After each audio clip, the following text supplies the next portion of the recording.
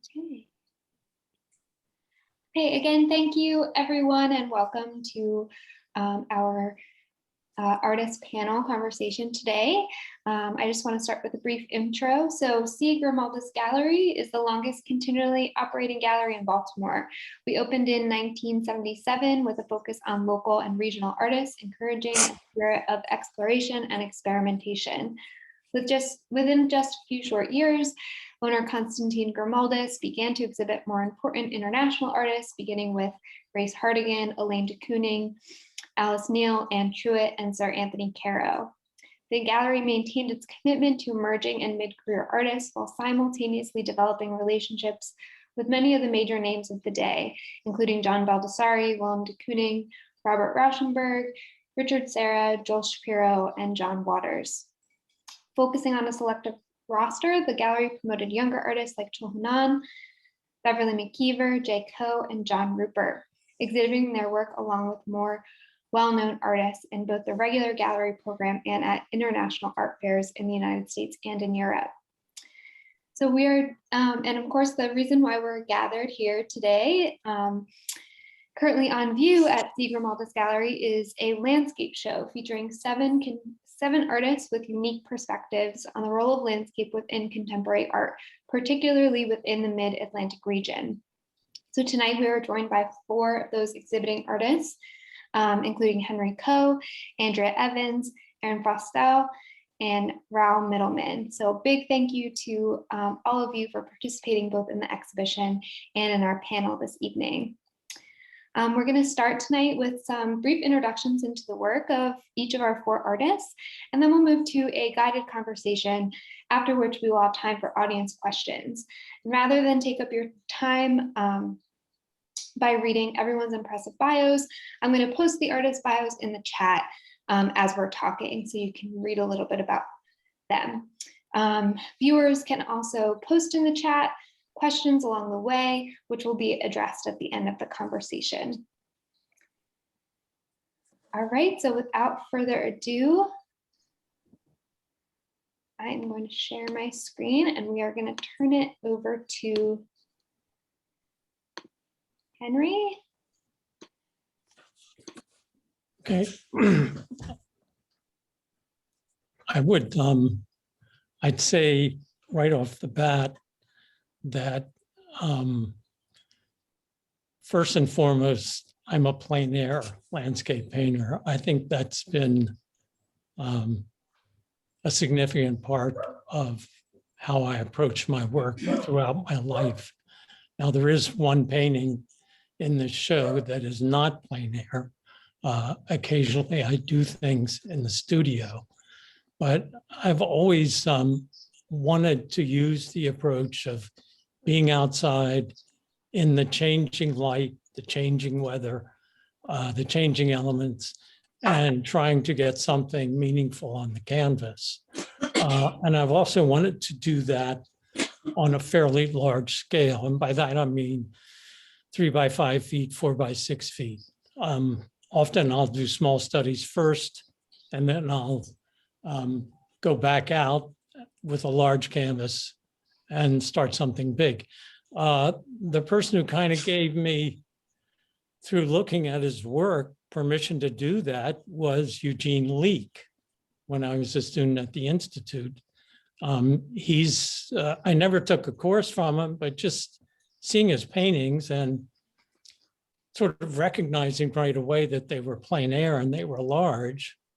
Basically, I felt like he was saying, if you want to paint large outside, go do it. So that's what I did. And the other big aspect that I think has been a part of my work is the light and the sky. And I think this came about because after I graduated from the Institute, I got a job at the Academy of Arts, which is now the Academy Art Museum on the Eastern Shore. I stayed on the Eastern Shore for about 10 or 12 years, in my mid-20s and mid-30s. And at first, my first reactions as a kid to the Eastern Shore was that it was kind of a dull landscape. But when I moved down there and lived there for 10 years, I sort of saw it as a Dutch landscape. it was kind of 3/5 sky and 2/5 horizon and land. So I liked the idea of painting a light-filled, cloud-filled sky that was being influenced by the reflected light on the water being reflected up into the clouds. And I liked the low horizon. And from this, I sort of got interested in the direction of light and shadow. There's a quote of Edward Hopper that has always stayed with me, that what he really always wanted to do was paint the light on the side of a house. And I think in a way, art sort of comes down to that. I think all I wanted to do was paint light and shadow. The best time to do that for me was either early in the morning or late in the afternoon and in the evening. Different times of year, the shadows stretch across the land in different ways. In the winter, they're long and dark, sometimes very dark. In the spring and summer, they're lighter and more luminous, but they're always intriguing. And I always like trying to capture the feeling that goes along with that early morning or late afternoon look. I think a lot of artists, famous artists, both European and American, have influenced me over the years. One that's kind of always stuck with me is George Innis and his tonalist paintings, his ability to step outside of his studio or house in New Jersey, which I sort of imagine was not a super grand landscape, but just take that landscape and turn it into something totally magical. I think I've spent a large part of my life trying to figure out how he does that. So I think over the years, I spent time looking at artists like him and trying to understand what it is that they're doing right there on the spot and what other things they might be doing later, or what things are they bringing to it that they have learned from the other paintings they've produced. So with regard to the paintings in here, in the show, as I said, one of them is a studio painting. The other two or three that are in there are plein air paintings. A couple of them are 30 years old and a couple of them are quite recent. I guess that's pretty much what I wanted to say. Thank you, Henry, for that introduction. We're going to move right along to Andrea. Great. Thanks, everybody, for being here. And thanks, Henry. I feel like seeing your work and hearing you talk about being out in the landscape and those kind of amazing observations that you're able to make in the moment, it really makes me want to spend some time drawing outside. Thank you. Thank you. So I'm Andrea Sherrill Evans, and the work that I have in a landscape show at Grimaldis is from a larger series of 50 postcard-sized drawings. I think we have 17 in the show here, from a series called Invasive. And in this body of work, I was really interested in looking at and trying to kind of document the transforming landscape of the Mid-Atlantic, which I'm still see myself as a little bit of a newcomer to. I moved to Baltimore in 2015. Grew up originally in Arizona and spent about a decade in the Boston area. And so when I moved here, I was really struck by just how different the landscape was, especially in the height of summer when everything is so green. And as I started to learn more about what I was really seeing along the side of the road, on drives and different kind of adventures around the area, really started to learn about that a lot of the plants that I saw that were growing on top of other plants were actually invasive plants that had been introduced to the area by humans, either intentionally or not intentionally. So things like porcelain berry or kudzu or English ivy or tree of heaven.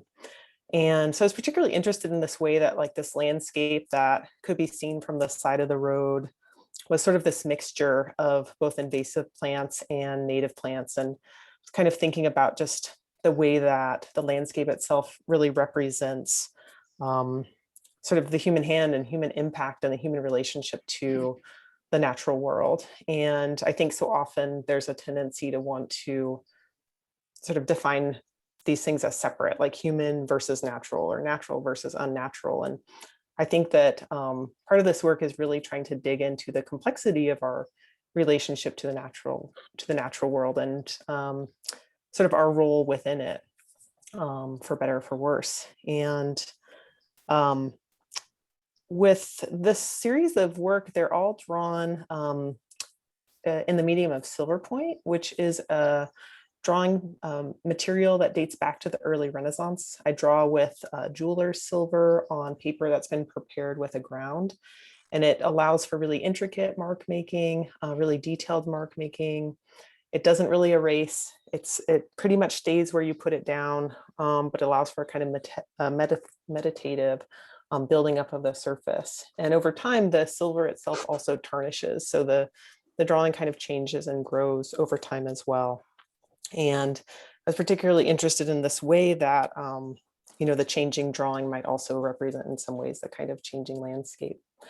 And in this work, there's really many different images that wind up being bumped up against one another. If you look at the span of the drawings, they kind of follow along a related kind of line of the road, but they're pulled from different sites. So, a lot of these images were from Maryland or Virginia or Delaware, Pennsylvania. And so you might see, places along the road that are actually quite far away from one another. But I'm sort of interested in like kind of blurring those different sites together and kind of mixing them up in different ways. And then there's also the sort of role of the really kind of clearly human built world that you can see through like the sharp geometric lines of the roadway, or in this case, like a wall along the freeway that's in the process of being built. Or maybe in some cases like a road sign and things like that. And so we have sort of this dense vegetation that's both invasive and native that's being kind of held in these spaces between sort of the empty sky and the road below. But regardless, as you move through this series, it's my hope that the imprint of the human is still present, remains present, that we can kind of see that imprint on the landscape, and perhaps also like recognize it in the landscapes that are all around us as well. Thanks. Thank you. Beautiful. Thank you, Andrea. Next, we have Erin. Hello. So far, this has been really wonderful to listen to Henry and Andrea talk about their work. My name is Erin, and I draw exclusively with charcoal and graphite on Reeves BFK paper. I love charcoal. It is my absolute favorite medium. I love to push it into the paper and pull it around and mess around with tonal values. It's just my favorite thing. And using charcoal allows me to really push and pull contrast and give kind of a moody sort of quality to the images that I'm presenting to you. Unlike Henry, I work exclusively from photographs. I go out into the world and I take a bunch of photos and I come back to my studio, and in the very quiet, controlled environment of my studio, I like to create these pieces. I'm really interested in capturing a type of stillness or something that feels a little bit frozen. And I think if I was outside, I would probably be going nuts with all of the stimuli that was happening and just the change, the changing of the environment. I'd make very different types of drawings. But after listening to Henry, I feel like I need to go do that. I need to go see like what kind of work that would create, because it is a very different experience drawing something from a photograph than from in person. But the two pieces that are on view right now in the show are from my Baltimore series. And this work is very personal to me. The work stems from me grieving the loss of my father. Prior to creating this work, I worked exclusively with figures and portraits. And after experiencing his death in late 2014, I needed to make work that helped me deal with the grief of that loss. And my father was an architect, and throughout my life, as we were sort of moving around the city or wherever we were, he would just be pointing out different buildings or different this or that. And so he really gave me or instilled in me this sort of desire to observe the world around me. And so I wanted to make work that commemorated that spirit, but also helped me cope with the grief of his death. And so for about 5 years, I made works that were exclusively drawings of Baltimore. And they're just any part of Baltimore that I just felt some sort of like relationship to, or had some kind of experience with. The work, it's deeply personal. It's about the loss of my dad, but I found that by making these drawings of the city, a lot of viewers would have a really deep connection as well to the different types of imagery that I was drawing. Like everyone has a different kind of experience with a particular building. Maybe they see it all the time as they're moving around the city themselves. And so it really instilled in me that the work that I create is going to resonate in a really particular manner with different viewers. And that, by choosing to draw certain things, even though it's coming from a really deeply personal way, I'm making a connection with people on another level. And so, drawing what is around us and drawing our surroundings, it really helps to bring awareness to the space that we all share together. And it helps to have this conversation about, how we are experiencing the city and the different kinds of relationships and things that we're thinking about it.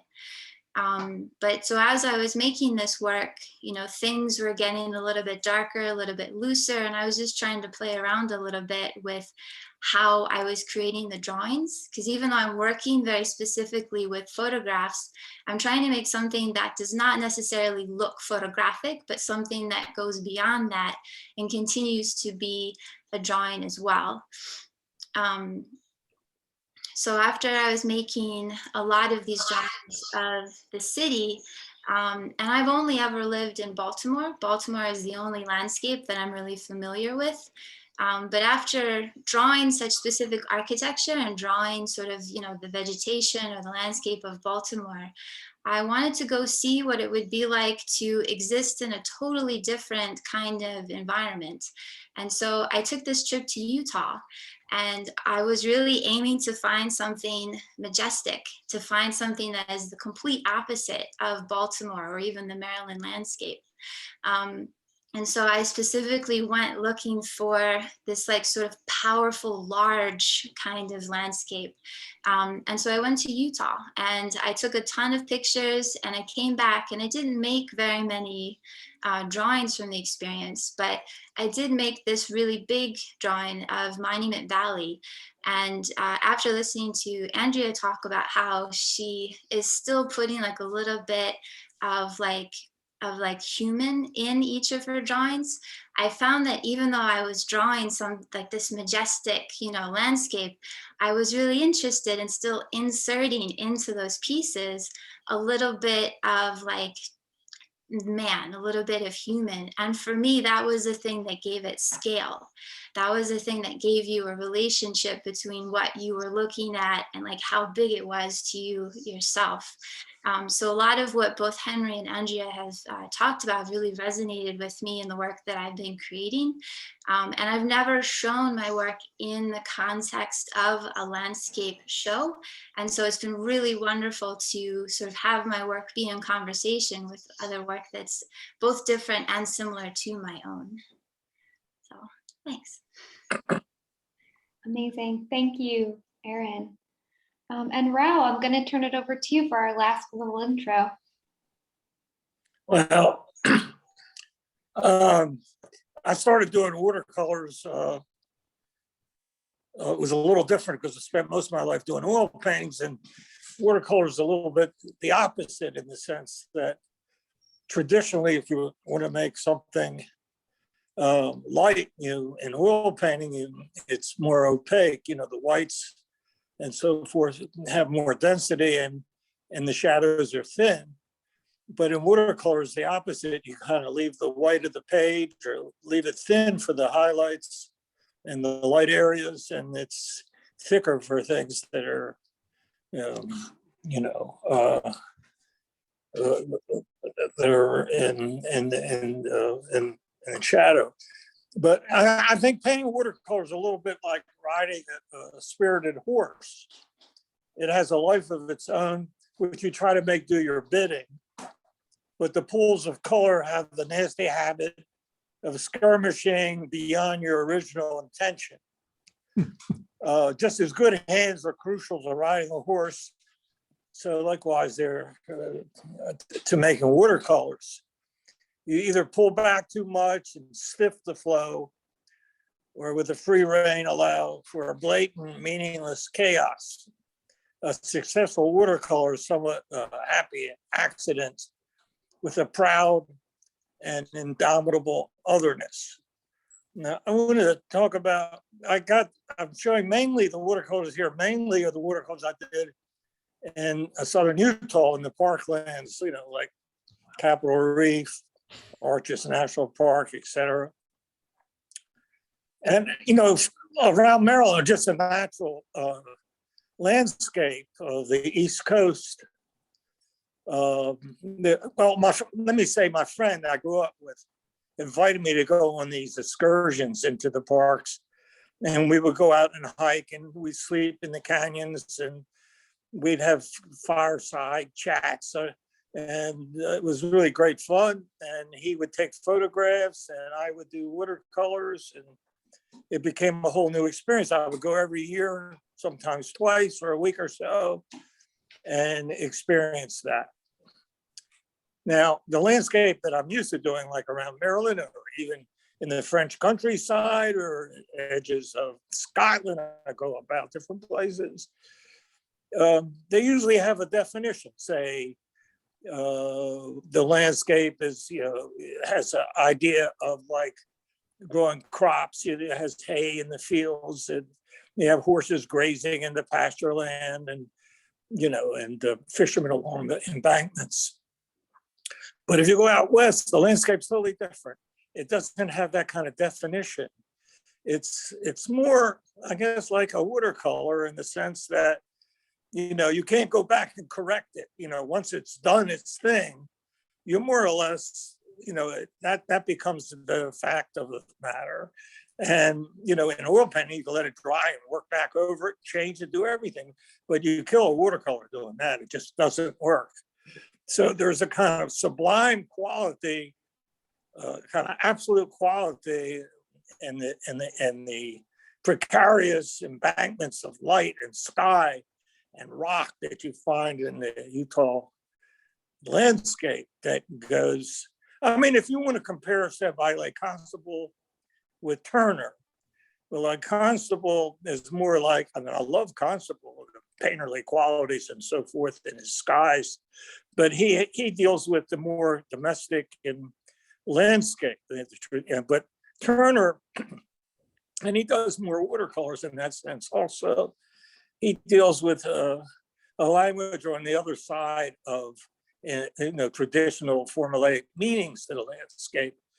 And then he's not a happy person in that landscape. His ships are in the midst of windstorms and torment, and people are being thrown overboard at mercy of sharks, and so that and it's a different kind of landscape in which there's a kind of otherness to it which is implacable. So that's what I really loved about the Western landscape. It was like a way to get to the sublime. And then there's a kind of a flow to my, let's say, like a kind of flow for me. The flow of something is like, you got different kinds of artists. If you have a guy like Mondrian, he believes in an idea of truth and perfection underneath appearances. that, like you try to reach that central underlying truth. And for me, it's like truth is really a part of the flow, a part of and that happens to watercolor, like jazz and improvisation and that sort of thing. And to kind of join the flow is like a kind of Pollockly kind of endeavor, and it's a little bit different. Not believing in an underlying perfection, but it doesn't exist. And rather, the truth somehow is negotiable in time. So that's about what I want to say. Thank you. Amazing. Thank you, Raoul. I'm going to stop sharing now, but I can certainly pull up images again if we need to talk about them more. And I'm going to start our conversation off again as a reminder to the audience. We do have, we do have the chat function here. So if you have questions for our panelists, feel free to type them in the chat or save them for the end of the conversation. I will address them. But for now, I have my own questions for the artists. So we'll start with those. So Raoul, I want to continue with you talking about this work because you're talking about these expressive marks. So as an artist, you obviously have an extensive and impressive career, and I'm thinking about this idea that was presented by the Huffington Post when they were writing about your work. They called your style homegrown expressionism. And so as I'm thinking about the exhibition, of course, some of the work in the show from you is out west, but a lot of the work in the show it's a landscape show, but it's also a Maryland landscape show or a Baltimore landscape show. So can you talk a little bit about that sort of homegrown term, how it may have been sort of a way that you were influenced not only by these famous expressionists that were working in the art world, but also more specifically, how did you grow into expressionism from your experience growing up in Baltimore? Well, for a while I was living in New York, and I had a sabbatical from the Institute. I went to Europe, and then I gave up my place in New York, and then I decided to go back to Baltimore. And my ostensible reason was I wanted to paint the harbor. And I kind of liked what I liked about Baltimore. For me, was like two things really. As a young kind of burgeoning adolescent, fresh off the suburbs, the Baltimore block, the burlesque area was very important to me. The Gaiety Theater and the different clubs, and at the same time, a couple blocks south of that was the harbor. We were very funereal. There was like the opposite, and these two things, made it in Baltimore, just right there, between the block and the harbor. Kind of formulated a certain thing. And also I had friends, we all loved jazz. We used to go to the Tijuana Club, Pennsylvania Avenue, listen to some really great jazz musicians. And the idea of the extemporaneous discovery and the flow of things and using a traditional, like Sonny Rollins would do, like a traditional song, like about the West even, and then the music that would come out of that would be, Charlie Parker or somebody like that. It was just mind blowing. So all those things kind of formed in my mind a kind of idea of what making a landscape would be. What Baltimore would be. And then I also grew up riding a lot of horses. Worked at a stable fatty farm owned by Jimmy Hector for many years, my teenage years, and riding all kind of horses and through the Maryland countryside. And if you could take the fences, the different estates, you could pretty free to kind of ride all that. We would ride a lot from like Old Court Road all the way up to McDonough and back, on these rides and so forth. So the thrill of the Maryland countryside as it opened up to me as a young person certainly had a big effect. And then the West, also, I just say the West Side. I would go to the Gwynn Theater which is always had cowboy movies on weekends, you know, Hopalong Cassidy, etc. And then I was fascinated with the West, you know, which made it interesting when I did go to Utah, but also I worked as a cowhand in Montana for 2 years after I finished college. So it's a kind of a crazy circuitous route, but it always was enforced by or informed by my, you know, my kind of complicated kind of origins in Baltimore. And Baltimore is a city which has a kind of, it's neither north nor south. I mean, Baltimore has an identity crisis, and that identity crisis gives you freedom as an artist. I don't know if that's any help, but Yeah. there you go. Absolutely. I think it's interesting with your work in the show because the color certainly points to the fact that these are, you know, out west, but the gesture is still there. It's still so Baltimore. So I appreciate you speaking to that a little bit.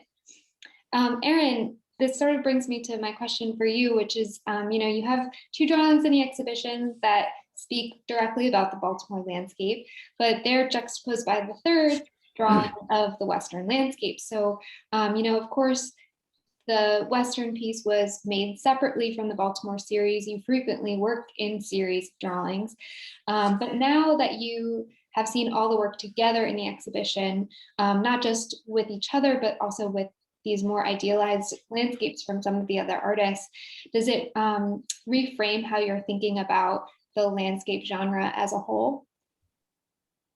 Yeah, I think before I even worked on the Baltimore series, because I worked so specifically just with figures for over a decade, I think the Baltimore series really got me interested in environments, in, you know, like places that we occupy, whether it's architecture or interiors, or if it's the kinds of places that we visit or that we sort of go to as we're seeking out some kind of like natural alternative to maybe a cityscape. But being in this show and simultaneously experiencing the COVID sort of stay home time, and having just before COVID really become interested in traveling to see landscapes to draw. I am really looking forward to a post-pandemic time when I can get back out there and start exploring you know, different places. Because like I said, I've only ever lived in Baltimore. So I know this landscape very well. And it's so specific, it's so weird and like not majestic at all. And sometimes some people might say it's not particularly pretty sometimes. But like I made the Utah drawing in 2019. And, you know, I was really interested in doing more of those. But then COVID happened and we couldn't really travel very much. But I also had the opportunity to travel to Japan in 2019.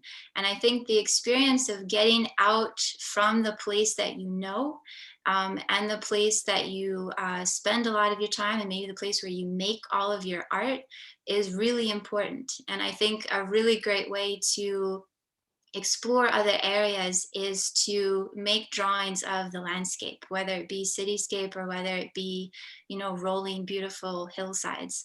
I think that's a really great way to understand the differences between other areas, other cultures, other continents, other countries, as well as understand a little bit more of the place where you yourself live and where you come from. So yeah, I'm looking forward to doing more landscape work after this show and after hopefully COVID is no longer, you know, a problem. Right. Yeah. Thank you, Erin.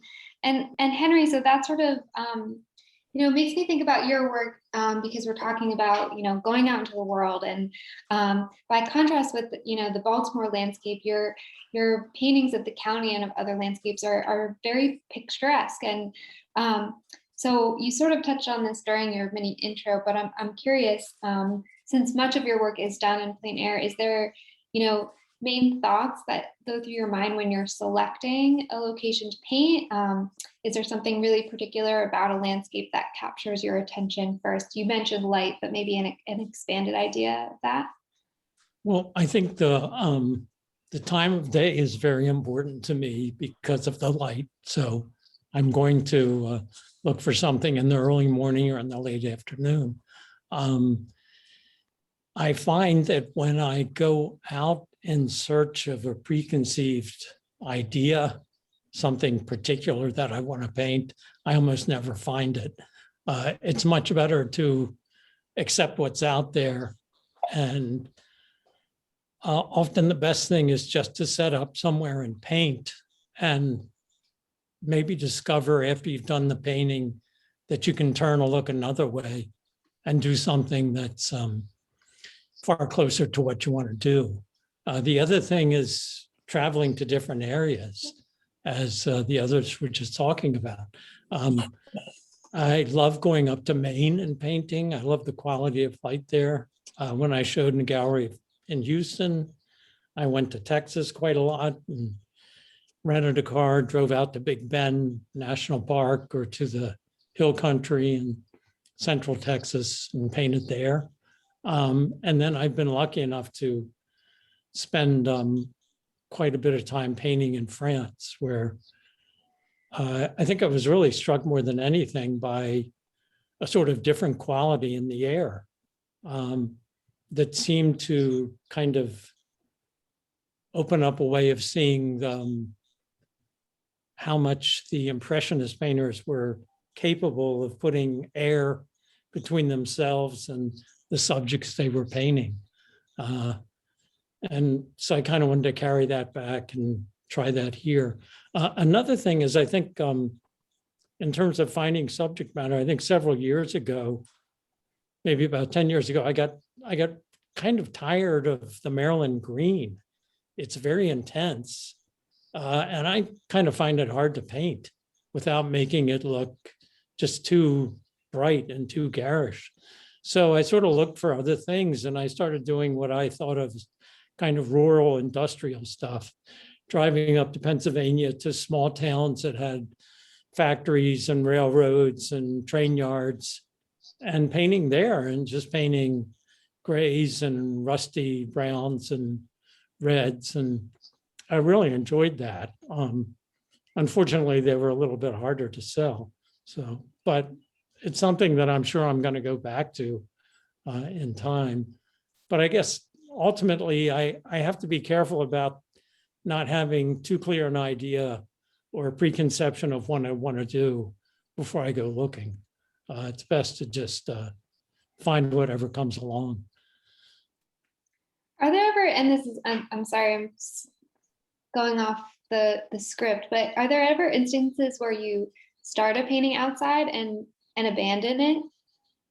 Oh yeah, or I come back to it maybe years later. The other side of that is finding places that I return to over and over again. I mean, there are places in Carroll County where I've probably done large paintings 10, 12 times in different spots, just because they're so great, you know, and they haven't changed much over the years. So, Yeah, nice. And they're always different. Right. Thanks, Henry. And so, Andrea, moving over to you, what I see in your drawings, which is sort of similar to Henry's paintings, is that sort of detailed idealism, which captures the specificity of the region's flora. But you interject these moments of contemporary culture with street signs as negative space. This format recalls some of the Eugene Leake paintings that we have at the gallery, one of which is on view in the exhibition, where he's painting telephone poles. So can you talk a little bit more about, and Erin sort of mentioned this idea of, you know, the human, the insertion of the human as an idea of scale within the landscape. But can you talk a little bit more about the role of the human or the implied figure in the landscape genre, particularly as it's linked to our relationship to the environment? Yeah, thanks. It's a great question. I also was thinking about, you know, Erin, what you shared, talking about your drawing from Utah and that use of those little really clearly human built elements to provide a sense of scale, because it's sort of almost unbelievable. Like without that, it's so vast, and there's sort of and almost alien, that there's like nothing else to kind of ground us or give us some kind of context. And, I think that there's often this desire to seek out kind of landscapes that we perceive as being untouched. Maybe I'm just speaking for myself, but like this desire of like this sort of picturesque thing that's out there. And, a lot of ways I feel like even that idea of this picturesque landscape is a human construction, like the idea of landscape, I think, is really tied to the history of painting and as a particular type of painting, of a particularly kind of natural scenery. So I think about it very much as this constructed view, this sort of particularly human constructed view of the landscape. And I think that the other thing that I've been thinking about in relationship to that is the way that like even to make your way to these very picturesque sites that might feel really untouched, they still require all these human built systems of roads and marked trails and things like that. I think about that a lot as I've been hiking a lot, particularly this last year, and feeling so in awe of being able to have access to these spaces, but all of that through, the fact that there are these like areas of land that have been deemed a state park or a particular region that's going to be kind of protected from continuous development and things like that. So even those areas that are maybe seen as untouched are also have the human hand and the human presence, I think, in them as well. And the trails are there to like keep us on the trail and not going into other areas, so we can kind of preserve those other spaces. So I think that I'm really interested in that like very complex relationship, and it's easy, I think, sometimes to again, like separate the human and the natural and sort of to see them as not being like linked through and through, which I think we really are. And so, I think in the invasive work that I have in the show and a lot of other work, a lot of my other work in drawing, I'm really interested in, again, trying to complicate that relationship, to show the way that we're interconnected to the environment as humans, and that we're responsible to it as well, and that and that it's also like a relationship that goes back and forth, that we are in relationship to the land, and we rely on it, we need it for our own survival as well. So which is one of those things that I think makes like work that might be put in the landscape genre like so interesting to work with, particularly in a contemporary light, to just kind of contend with that history and that sort of desire for idealizing a certain kind of nature, but then perhaps also being able to see, like, I really love, Henry, what you shared about like seeking out these other spaces that are more industrial as a subject matter as well, that like those spaces are just as important as like the really beautiful, picturesque natural spaces in terms of like the big picture of the land as well. Thank you, Andrea. All right, so now let's talk about materials. So one of the things that I was really excited about in this exhibition was expanding material use beyond landscape painting. So for those of you who don't know, Andrea is a professor of drawing at MICA and has been working very hard over the past few years with her colleague Cindy Chang to further develop the drawing curriculum at the college. And Erin, of course, showcases in our exhibition a complete mastery of charcoal. Erin, that drawing behind you is so confusing and convincing. I can't stop staring at those blinds. So can you both talk a little bit about the importance of a drawing practice in contemporary art? You want to go first, Erin? Sure. First, I'd like to say I really appreciate your work in expanding the drawing curriculum at MICA, because I was a drawing major when I was there. In 2000 and 2004, I was the only one in my class, and they kept trying to get rid of the major. They kept trying to push it in with GFA, and I had to like stand my ground so often and be like, no, I just like to draw. This is a thing and you should keep it. So I'm really glad that you and Cindy are doing work to expand people's thinking of the act of drawing, because it is such an important medium, and having it as a degree program, I think, is really important. with that said, I feel like I get asked a lot about sort of how I perceive like drawing in terms of contemporary art or in terms of like versus painting. And I think because I work so specifically with charcoal in such a specific manner, I don't necessarily think of what I do as like an active drawing. Like I make drawings, but I use it in such a specific manner. Like I don't do preparatory sketches. I'm never making any kind of like little quick piece. Like I'm never using the act of drawing to work out an idea. I just really love charcoal. I really love this material. And just because it is a dry medium and because I'm putting it on paper, it's considered a drawing. And so like I kind of have a little bit of uncertainty with like how to sort of approach this question, because I just use my medium in such a specific manner that I oftentimes think of my work as more painterly than a drawing, because like I do have like actual marks and lines in there, but I'm really like smudging the hell out of that charcoal into the paper to the point where you can't really see it. Like it's becoming one with the paper. And so in my mind, I just associate that more with sort of like, I don't know, like an act of painting or an act of some other kind of thing than like maybe specifically drawing. I don't know. Andrea, what do you think? Yeah, no, I think that it's super interesting. But I actually think that that's like one of the really beautiful things about drawing, is that it can be everything from, your incredibly intensive, detailed, like time consuming, just loving drawings, that have the same kind of weight and presence as a painting.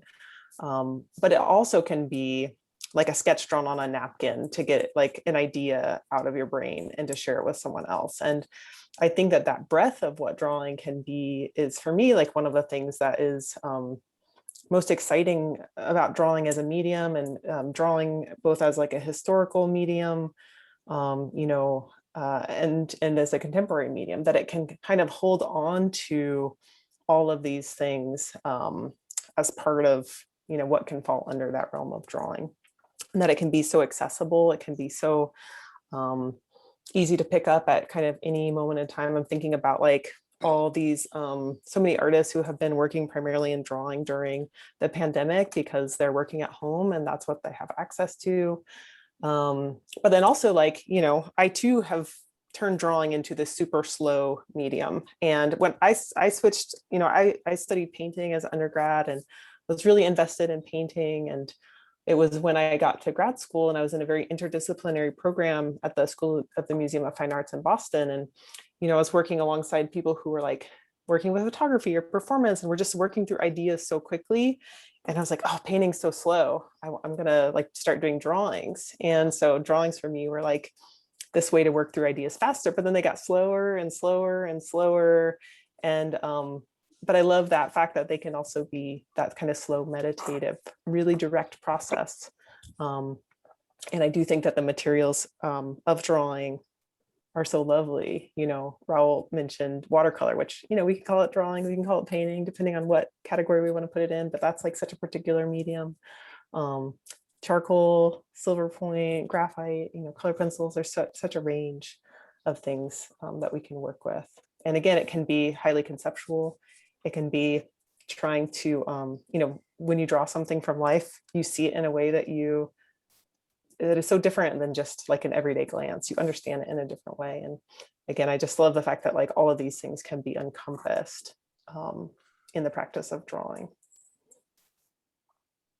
Thank you both for those answers. I think it's an evolving medium always, which is what makes it so exciting and so immediate. And so Raoul and Henry, so my question in response to this for you both is, Erin and Andrea's work here that we see in the exhibition can be defined by some precision. And in contrast to that, Henry and Raoul, your work is leaning a little bit more towards gesture. Raoul, you've always shown extreme movement in your work, no matter what the subject matter. And Henry, you do of course have moments of realism in your paintings, but I'm thinking specifically about that Louisiana plein air painting that is just really so great in our gallery right now. And there's an abundance of sweeping brushstrokes. So can you both talk a little bit more about the artist's hand and the development of stylized mark making in your practices? How do you get your work to move so fluidly across the surface? Who do you want to hear from first? You can Go start. ahead, Raoul. Go ahead, Raoul. Go ahead, Henry. Well, I'll talk about Louisiana plein air. I painted that in either 1 or 2 afternoons, so I had to work really quickly on it. And I think that's part of the reason for the sweeping brushwork. But it's sort of an aspect of it that I think relates to the conversation about drawing. I've always felt that oil painting specifically has a very sculptural quality to it. And that's one thing that appealed to me. And the way that Andrea and Erin were talking about drawing, it makes me realize that I haven't been looking at drawing in a way that maybe I should, which it can have that sculptural, textural sense to it too. I certainly see that in both of their work. But I'm drawn to oil painting because of its physicality and because you can make the gestures. I don't think my gestures are quite as expressionistic as Raoul's are, but I've gone through phases when I've had more gesture than others. More recently, I've found interest in using various tools like things you can find in a hardware store, things that sort of give you a much bigger kind of a palette knife to work with, different kinds of straight edges in which you can really apply the paint in a kind of broad way without doing a whole lot to it other than that. So I'm always looking for ways that I can kind of come up with a fairly representational image, but do it in a way that's economical and quick. Go ahead, Raoul. Well, I don't know. For me, I guess you have an idea of drawing, which is the segno, and then you have colori, which is the color. And they do the two things. And for me, the drawing is really it's like playing. It's the hand. The hand is center to me, the art, whether you're dealing with painting or whether you're dealing with a sculpture, and there's a kind of visceral quality to it that you don't get from a computer or you don't get from a photograph. For me, it's like there's a certain visual immediacy to it. It's like playing an instrument, and the gesture is the way the fingers kind of play across the violin in a way shifts positions, from first to third to fifth position. So the hand becomes, it's the subject. The paint can be the subject, and the hand, and the way the hand traverses the space of the painting, it becomes the subject to a certain extent. And if it's just the subject out there, or just some sort of social meaning or something like that, it's not as interesting. I like to see what it is on the other side of definition, and just to have the rudimentary facts of the sense, like your own handwriting has its own identity and it has its own style and it has its own authenticity. And the gesture is a revelation of that. It's the configuration of that. It's the way it exposes self, and it's primarily in the hand and the gesture, and the painting becomes your instrument to reveal soul, as they call it, or selfhood, or whatever. And these other things are all part of it, but central to it all is the hand, and central to the hand is the gesture. Mhm. That's what I was saying. Yeah, that's a beautiful way to put it. So just to turn back to, the landscape genre briefly, one of my final questions for all of you is, landscape painting and drawing and the landscape genre is so temporal. All four of you are freezing a moment in time, and documenting time and history in a really particular way. So can any or all of you talk about time within your work?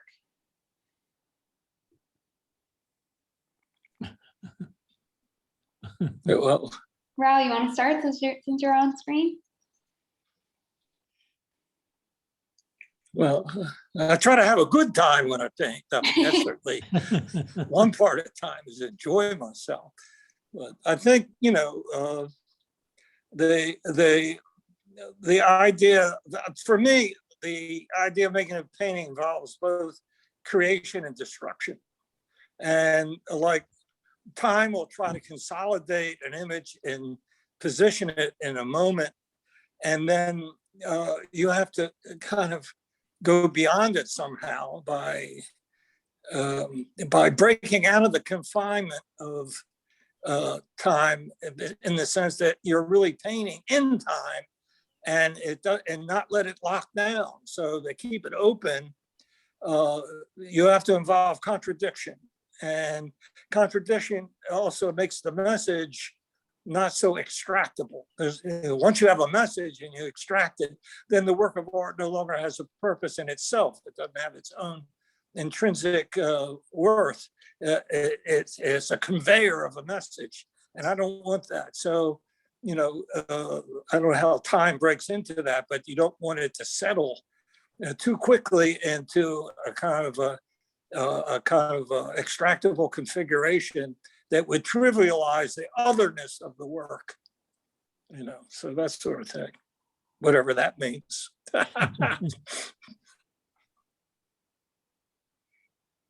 Someone else.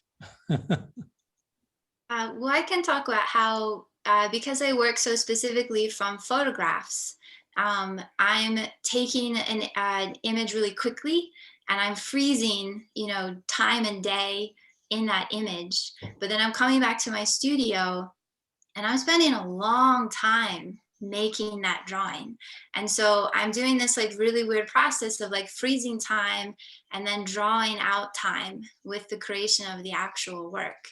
And I think that like that definitely does something about how people perceive the drawing itself, because there's an understanding of that freezing that's happening, but also this understanding of the labor that goes into the creation of the work itself. And so I feel like I kind of get a little bit of like the best of both worlds somehow, and that I can like capture this moment, but also let you think about different moments and how something has taken a certain amount of time to come to creation.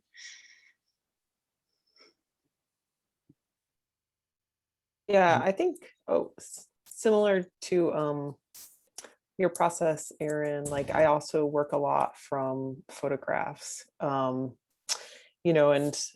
and so again, yeah, they are kind of capturing a particular moment in time, a particular place, but then I really kind of see them as being like reconstructed or recreated through the process of drawing, that it's not about just, at least in my practice, it's not about just kind of rendering the image exactly how it is, but kind of like pulling out particular elements and again, like embedding a sense of time, I think, in the drawing itself. I mean, I think that feels like something that's really present in everybody's work in the exhibition, is the way that time gets embedded. And maybe that's just a practice of making things that take time to make, that just becomes part of the work itself. But I think that there's a way that like that slow process allows me to like really kind of think about things and reflect on things and perhaps understand them in a different way, or have new questions to ask,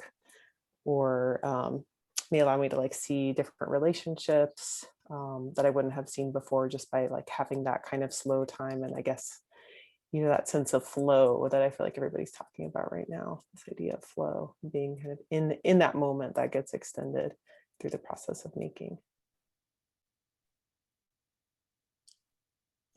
I would just say, with regard to my own painting, that if the painting is going well when I'm outside, I'm aware of the shadows getting longer. I'm aware of the sun getting lower, but I'm not aware of time. And I don't really know how much time has gone by. And I think that although I am maybe painting something that could be described as a snapshot, I really don't want it to end up looking that way. I want it to look like something that's maybe a little more mysterious and has a little more resonance to it than just a quick impression of something. Thank you all for your answer to that question. Yeah, Henry, thinking about your work specifically, it's just so nice to think about how present you can be during the act of making. That's really nice to hear. And my last question before I turn it over to the audience is sort of the obvious one, but I'm thinking about it in terms of my own studio practice being, changing and growing, and the studio practice of my studio mates. So how has your studio practice changed over this past year of lockdown due to the global pandemic? Is there anything that really stands out to you that has shifted or changed the way that you approach your practice, or paused your practice, or kept your practice going? Well, for me, I always work for models a lot, and then I can't work for models. So I have the self-portrait, and I've always done tons of self-portraits. In fact, I do the same image over and over and over again. I'll paint the same rock for 40 years on the seaside, or I'll paint my face over thousands of times, because I think the identity, the intrinsic self of me, or the thing that I'm painting is constantly mobile. It's up for grabs, and there's no ultimately essentially truth to one over many others. And I find I have a different level of articulating my thoughts with different people I'm around, have a different level of intelligence and humor and sensibility depending who I'm around, so that myself is a complicated thing. And I also find that talking about, like if I try to paint my mother or something, like somebody I know very well, I have a hard time painting it. And somebody right off the street I just met, I can get a quick likeness of just like them. So like the more you know somebody, there's more complexity to the ultimate identity as the way you portray it that you would have. And the less you know, in the sense you're more subject to the moment. So the lockdown has pushed me to a place where I have to do a lot of freehand drawing, I have to imagine my muses, be amused by my muses. Rather, before I would have models in the studio. Now I have to, kind of confabulate them, and it made a different kind of process to my work. And a lot of things have come because of that. I have a new condo. I look out over the harbor. I'm too old to go trudging along the harbor like I used to do. So I kind of look out the window. I'm on the 19th floor. I paint all these views of Baltimore, and I get a whole different idea of Baltimore. The sky, it's almost like Scotland. I never noticed before. And all these things that changed in lockdown, where I become, more subject to my imagination as part of the so-called cultural event of making a painting. So it's changed a lot of what I did. But on the other hand, I've discovered, when I first started off painting, I did a couple of years abstract expressionist work, and I love doing that. And I find that, the landscapes that I'm making now out the window, and the watercolors that I'm making, so forth like that, bring to mind the many early stages of abstract expressionism in which I was caught up into the paint and its flow and its revelations in time. And so the idea of time becomes the moment, the moment when the unpredictable dissimilarities are suddenly held like a juggler, they're held in some sort of poise in space. So that's good. Who else? I was just thinking about like this time last year, I have a studio that's outside my house, but it was like, I share it with another artist and it was just like too complicated to figure out how do you do that safely, how to go to the studio and where someone else is working as well. And so I started making a series of like little drawings on my kitchen table that were like 2.5 inches by 3.5 inches with black walnut ink that I had made like the fall before. And they're really influenced a lot, I think, by walking around the neighborhood, and that they're quite different for me in that they weren't really clearly attached to any particular imagery or place, but they were like really particularly just influenced by those walks and kind of like looking at the sidewalk and looking at the sides along the sidewalk. And I feel like there was a while during the pandemic where I thought, well, maybe no one is ever actually going to see my work in person again. And so it sort of doesn't matter what I do. I should just do whatever I want to do. And so I do feel like there's a way that there's been a little bit more freedom that's come with that. At the same time, I feel like it's been really hard to be in the mindset of and having the kind of focus that feels necessary for a studio practice. Between all of the things happening in the world and the intensity of that, and teaching online, which I know some of you, Julie, I know are doing too, and sort of all of the complexities involved in that. And so I think that there's been a lot of changes that I think I'm still going to be sort of understanding for many, many more years from here. But I do think that having the opportunity to spend a lot more time outside and hiking and walking and just exploring so much more of Maryland has been really a huge influence for me. And I think will continue to influence my work, and just like seeing different landscapes at different times of year and like learning more about the different plants that I'm seeing and how they change in different seasons, I think has been really impactful. As well as just this desire to do more things with other people and to do work that might be more collaborative or to learn together with other people. Like I feel like having this time that's been so, I felt so much, I don't know, maybe not solitude, a mix of solitude and loneliness and being alone and being okay, but not being okay. But I'm really excited and look forward to like having opportunities to I think collaborate with other artists in some different ways and learn and share knowledge and experience with other artists more too.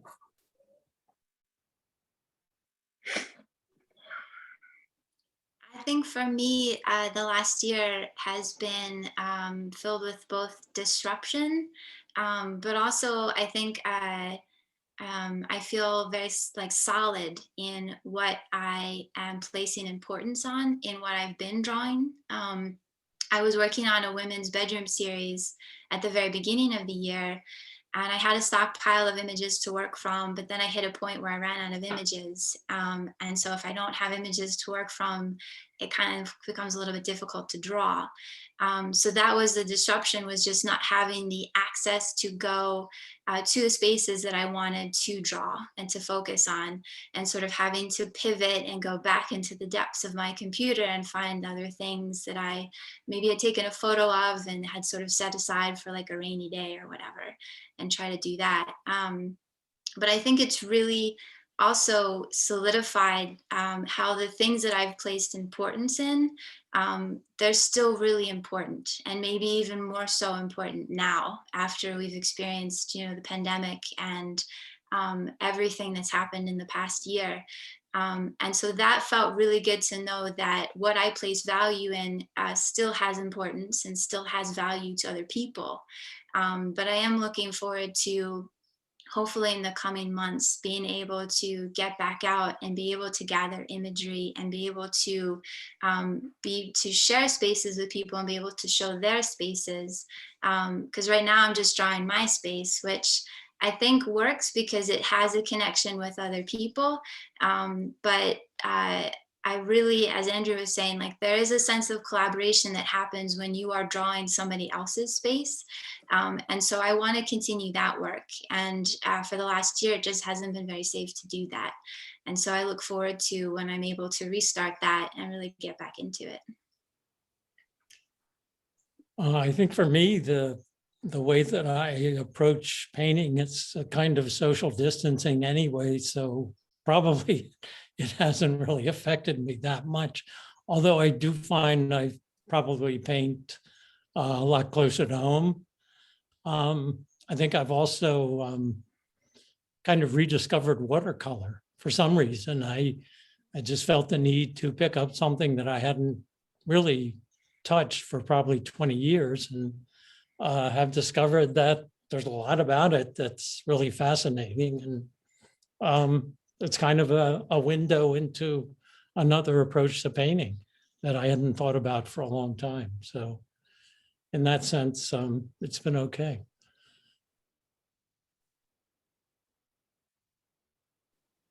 Thank you all so much for your openness and honesty with these questions that I've posed to you today. I'm going to open it up now to our audience. I see one question in the chat, but feel free to either send us a question in the chat or unmute yourself if you're brave enough. Our first question comes from Cheryl, who says, each artist seems to create a different sense of scale in nature. Andrea's feel more intimate and Raoul's much more vast. Would any of the artists want to talk about how they feel about scale in the landscape?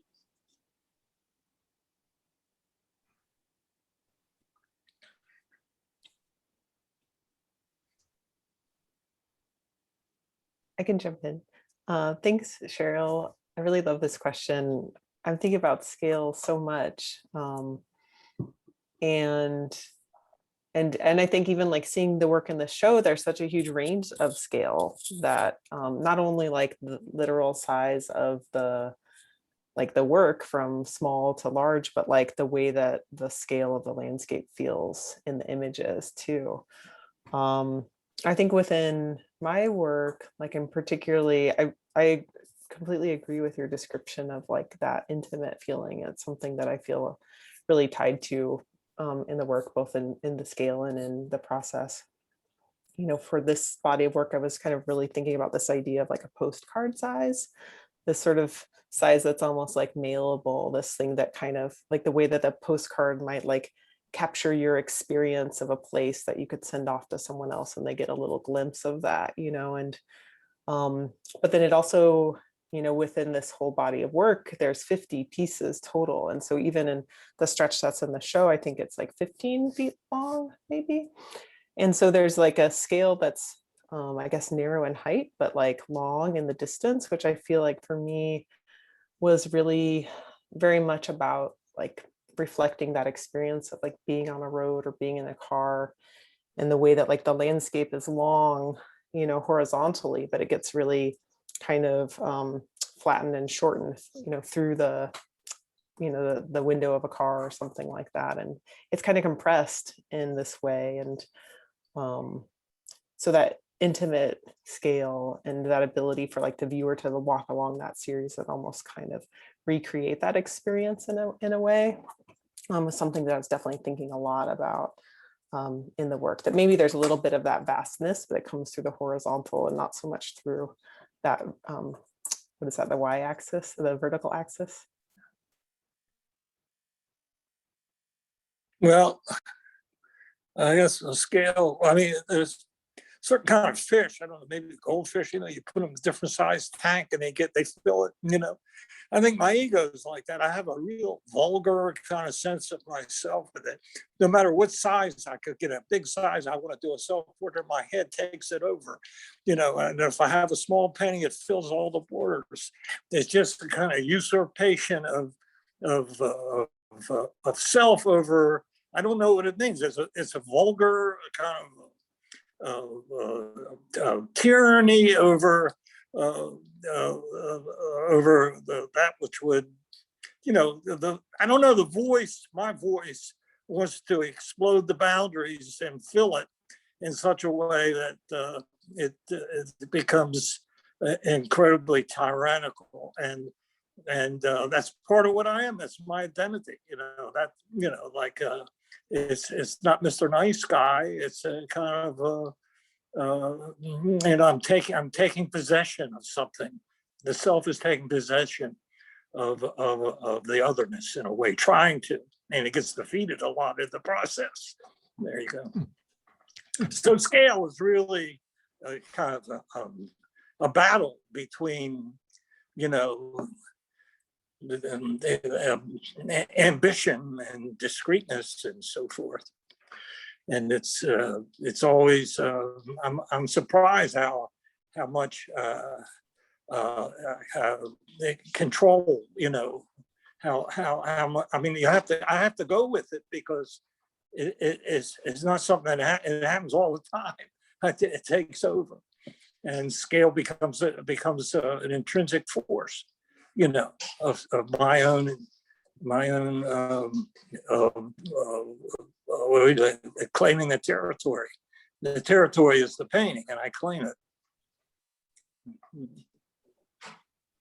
I mean, I don't think, in regard to how much time you put on the work, I don't think that makes a difference. I mean, a lot of times I spend a lot of time on the work and it's trivial, and some of my best things happen, right away. But you can be too quick too. You can be too slow. For me, you have to find your own tempo. Yeah. And finding your tempo is also related to scale to a certain extent. The way you find self in time. So there you go.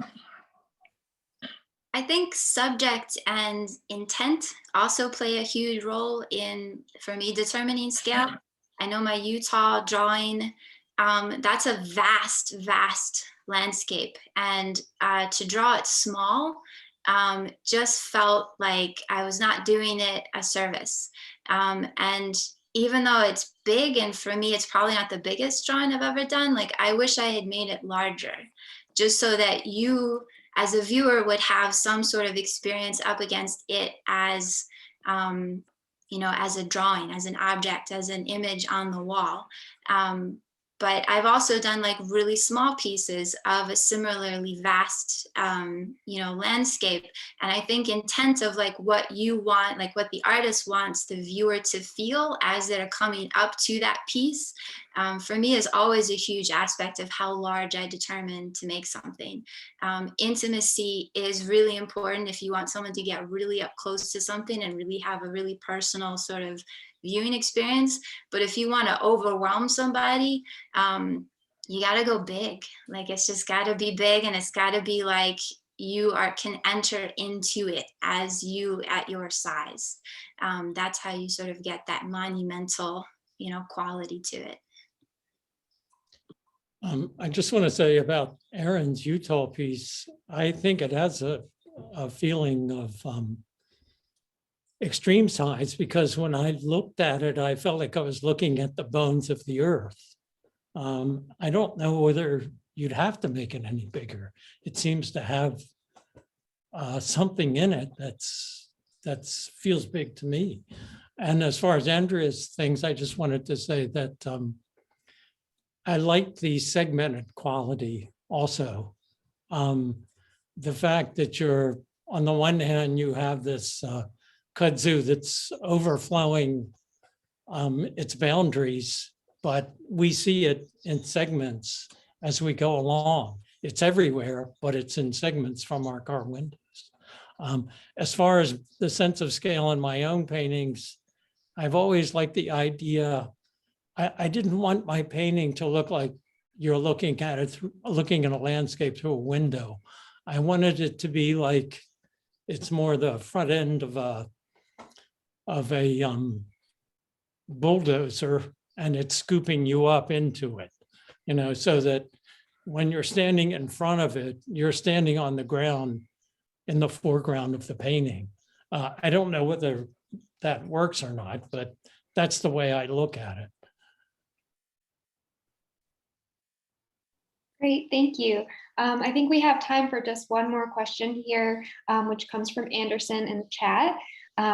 They say, love all of your different perspectives in terms of the same subject. As an artist who paints figuratively and landscape, I would love to hear about your own takes on how to convey emotion within the landscape without imagery of figures.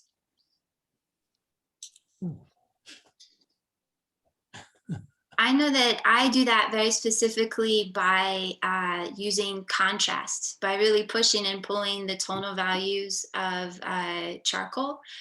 Charcoal is inherently a really moody medium. You can make things look really dark and kind of like, you know, mysterious. But I'm really cognizant of like how I'm depicting blacks and whites and the full range in between. And I'm trying to use that as a way to convey emotion, along with how I'm applying the charcoal to the paper. So if I'm sort of like really smudging it in, or if I'm allowing any kind of like texture to remain, I'm trying to let the medium itself sort of give you some sense of how I want you to feel about the imagery that I'm presenting to you.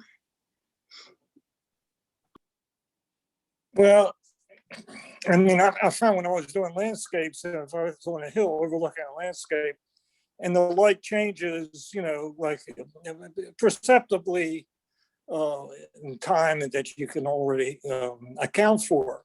So I went and spent years doing in the forest, in the woods, a landscape totally different, in which, you know, the light coming through the trees will hit a rock 1 second, then it'll be off it and somewhere else the next second.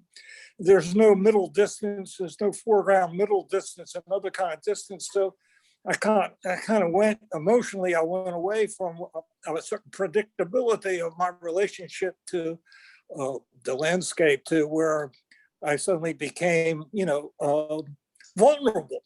And the vulnerable would make me fight, you know, it's like a battle. It's like wrestling with nature in order to find the image. And that became, has always been, and it's more so now, part of my process. You know, if the image comes out, you know, like, you know, a kind of formulaic idea, that I kind of try to go somewhere else, you know, and go to a place where I'm not. There's a large unknown there, and the image itself will surprise me.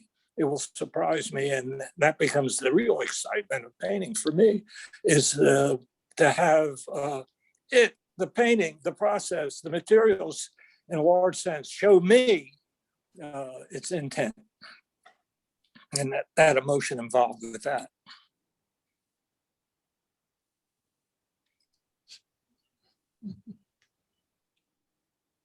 You want to go, Henry? Well, go ahead.